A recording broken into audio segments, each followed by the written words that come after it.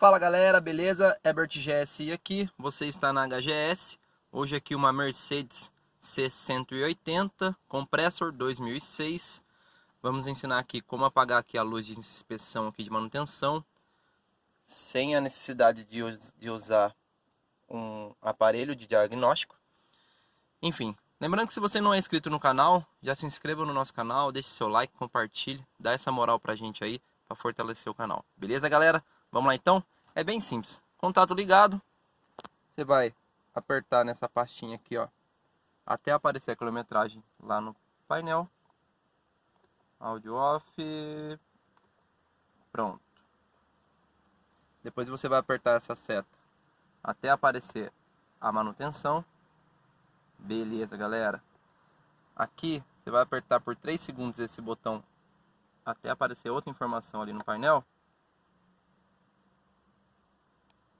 Beleza, soltou, aperta por mais 3 segundos.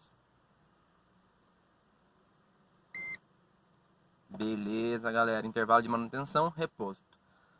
É isso aí, galera. Valeu aí, até o próximo vídeo.